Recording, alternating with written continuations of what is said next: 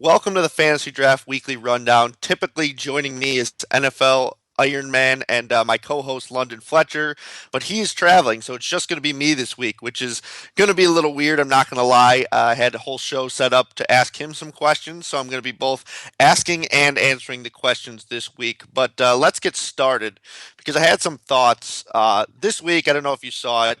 Antonio Brown was fined for his celebration where he caught a touchdown pass, jumped at the goalpost, and didn't stay on. Uh, but still, somehow, the NFL found a way to basically advertise it on their YouTube page. My question for London was going to be: should celebrating be legal, and what do you make of this hypocrisy? And I just think that the NFL should go back to allowing certain celebrations. I really think it's really stupid that guys can't choreograph a little bit of this, jump into a goalpost, dance, anything like that. I think the NFL should be a little bit more fun than it is. I'd be curious on London's thoughts because I know he's kind of straight edge when it comes to a lot of this stuff. But at least if you're going to find him, don't go advertising it too. I mean that's basically saying one thing and then talking out of the other side of your mouth. So I thought that was a little strange and worth mentioning that the NFL continues to say one thing and do another. But moving forward, we're headed towards basically the NFL playoffs, and that means that teams are in must-win situations. I've asked London Fletcher before what he thought about the added motivation thing, and he says, every week in the NFL is a week where you prepare hard, you play hard, but there are some games that there is that just tiny bit of added motivation where you play that much harder. And I think teams on the edge of the playoffs have that added motivation. And you can kind of look at that for fantasy purposes, knowing, this guy's going to give his all for the whole game instead of just, 58 minutes. And I wanted to look at some of those teams and kind of focus on those this week, looking at the standings. The Buffalo Bills in the AFC. They're 6-6. They're tied for seventh in the AFC, so they are really, hanging on by a thread. And some of the guys that I'm looking at this week, we'll get to the running situation later, but even guys like Sammy Watkins, who's kind of emerged as their top target recently, Robert Woods, I think is a nice little option in tournaments in terms of the slot. I mean, these are guys that really, are motivated to win this game. And same thing goes for the NFC. I mean, Tampa Bay and Atlanta are really, kind of a toss up at this point for the NFC South. They're both playing in big games. Tampa Bay gets the New Orleans Saints, who we know is an awful defense, so we'll be looking at them. And Atlanta's got big game against Carolina, so Devontae Freeman, Julio Jones, who's going to have Josh Norman against him. These are guys with added motivation. So if you're worried about Julio, maybe the thought that this could mean their playoff dreams may put you over the top in using him. I don't think I'm going to. In fact, let's get into the picks. We're not going to do two segments this week. I think this week, as I was saying before, Tampa Bay is going to be popular, and I think there are two ways to go in the equation. It's going to be either you stick to the passing game or you stick to the running game, and I think you're going to want one of them with an extra motivated team in an elite matchup. And I'm going to focus on the passing game. I'm going with Jameis Winston, who's still way underpriced at 10,900. Look, a lot of people are going to be focusing on the matchup as why to use him. I want to focus on his consistency. We're looking at a player, even as a rookie, who 13.44 fantasy points has been his lowest output in a single game. I mean, we're even looking at some of the top guys who've had duds way worse than that. He's failed to reach 15.5 fantasy points just once and has scored at least 18.28 in five of those seven games. Five of the seven games since week 3. So since he was getting acclimated, he's kind of turned it on. Now he's got Austin Safarian Jenkins back. We know he's got the Twin Towers and Mike Evans and Vincent Jackson. And against a historically bad passing defense, I think he's the way I'm going to go with this one. Although, like I said, I think you can go Doug Martin too. I think when I'm setting lineups, I'm either going to focus on Winston and a receiver, or I'm going to focus on Martin, and pretty much all of them are going to have one of each. And I think if you're going in a different route, Andy Dalton against the Pittsburgh Steelers makes a lot of sense. Moving on to the running backs, again, I want to focus on those teams that have the extra motivation because we're getting to that point in the season. LaShawn McCoy of the Bills certainly has that. And I don't know if any of you saw Herm Edwards' crazy rant this week on ESPN, but it is well worth watching. I've never seen Herm Edwards. I mean, he's an intense guy as it is, but he was full out screaming at LaShawn McCoy for basically calling out Chip Kelly. And here's what LaShawn McCoy had to say about Chip Kelly. Listen, man, Chip can't shake we'll bleep that one out at all. Nothing. He knows this. That's why he said it. I know him. He's very intelligent. I read between the lines. Like I said, I have nothing against him. No hatred. We're not enemies. I won't say anything wrong to him, but there's nothing for us to talk about at all. Simple as that.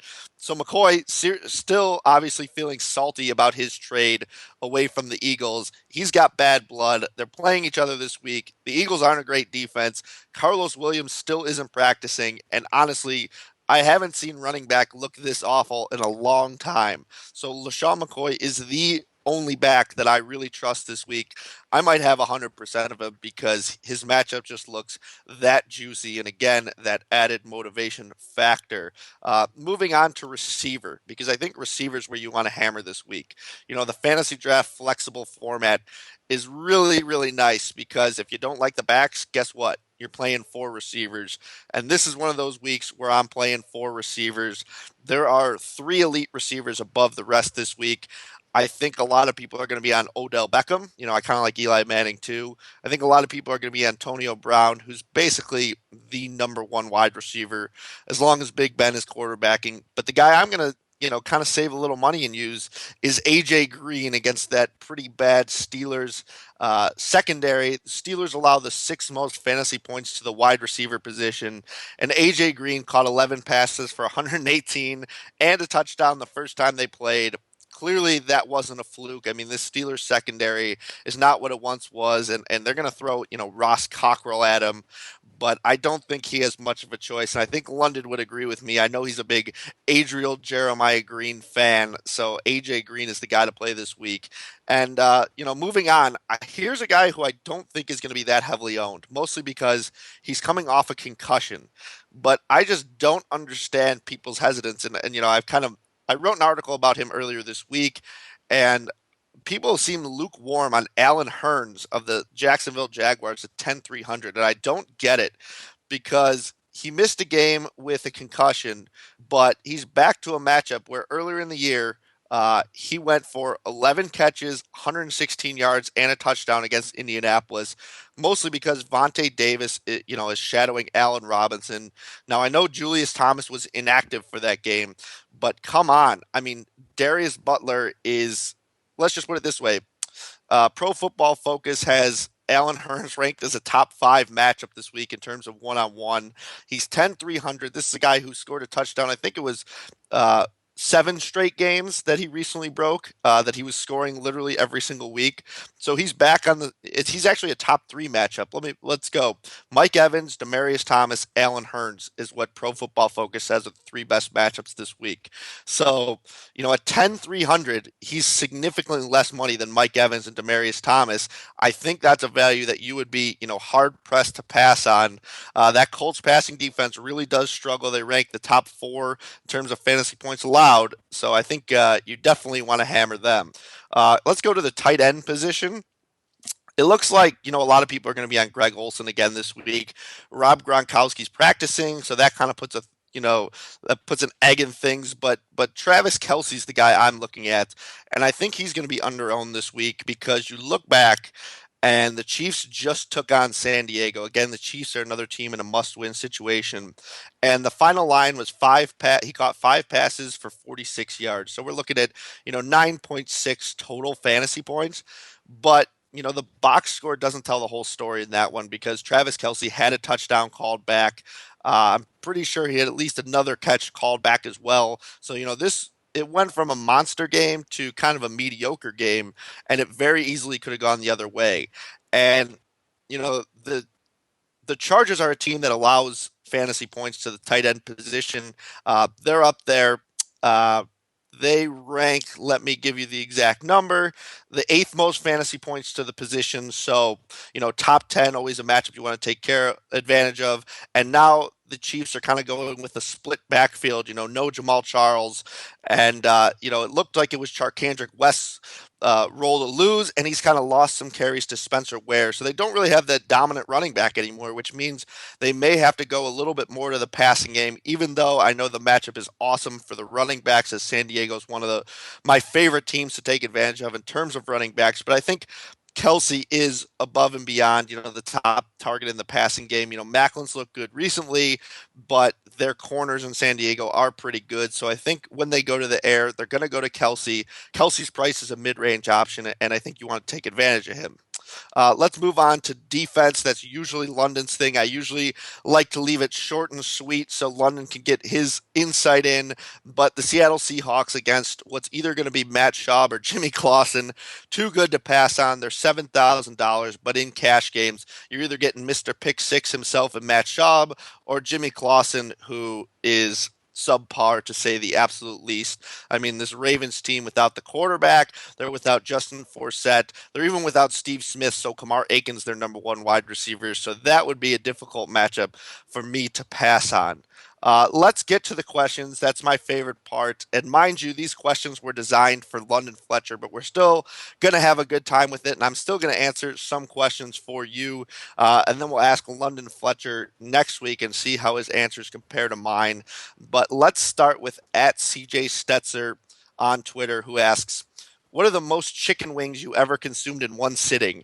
And I believe he's talking to London on this one, and London may have a little more than I do. But I know my freshman year of college, a guy on our floor did a chicken wing challenge. He went for 50. He came back only eating 48. And he asked me to do it. I never actually did the challenge. But I can tell you that I am you've seen probably Jonathan Bales on Twitter talk about his Grubhub habits, how he'll order, four orders from one place at once just so he can have it in the fridge. Or you've seen Drew Dinkmeyer talk about it. I'm the same way. I'll order 48 chicken wings at once, hoping I can get 2 meals out of it. And I've done, 35 at a time pretty safely, I can say. I have tried competitive eating contests. Me and two friends tried to eat a 30-inch pizza, but I'd say 35 safely. I've never tried to actually do it with just chicken wings. I will be curious to ask London what his number is because I think he could probably beat 35 just looking at him. Let's go to the second question. If Ricky was an ice cream flavor, what would he be and why? That one comes from Josh Kalachi. Again, this would be a question for London Fletcher. But what flavor would I be? Let's go with Rocky Road, since it's been a kind of a rocky road to get where I am. I used to work the 4:30 a.m. shift at one of my previous jobs. I started off thinking I was going to, be in business. Then I switched my major to sports management out of school. I started working, phone sales. It's been a rocky road getting to where I am. So I think, working my way up to being a fantasy analyst has been a rocky road, and that's the flavor I'm going to go with. I think London would probably say something different and take a rip at me. So again, gonna be curious to ask him about that one. And this one is going to London. That's specifically for him, but I just want to give my opinion. Who's the best or worst quarterback you ever faced in the NFL? And I just want to talk about the best quarterback I've ever seen. I think is Peyton Manning in his prime. I still think Brett Favre was pretty awesome. Tom Brady's pretty awesome. But when it comes to regular season quarterbacks and really just quarterbacks, period, I don't buy the whole Peyton Manning struggled in the playoffs or anything like that. I think the old Peyton Manning to Marvin Harrison, Peyton Manning to Reggie Wayne. I think that was the best quarterback performance I had ever seen. In terms of the worst quarterback, the I've suffered through some of the Bears quarterbacks, the Shane Matthews, Rex Grossman. So I don't know which Bears quarterback it is, but along the way, one of them had to be the worst. Uh, and as long as it's just me, I want to keep it fun. And we started doing this at the beginning. We've kind of left off on it, but I wanted to do a tweet of the day, which is just kind of a joke that I've found funny. And since it's just been me telling my own jokes and laughing at my own jokes here, let me give you a joke from someone else. This one comes from at Hippie Swordfish, who tweets jokes all day. Uh, the tweet says, absolutely despicable that gingerbread men are forced to live in houses made of their own flesh. So that one kind of cracked me up. Not 100% politically correct, but You can follow the comedians list that I have on Twitter. I'm at RSandersDFS for all those dumb jokes that I'll retweet every once in a while and I'll crack up at. So until next time, I'm Ricky Sanders without London Fletcher. Looking forward to asking him those questions, and we are out.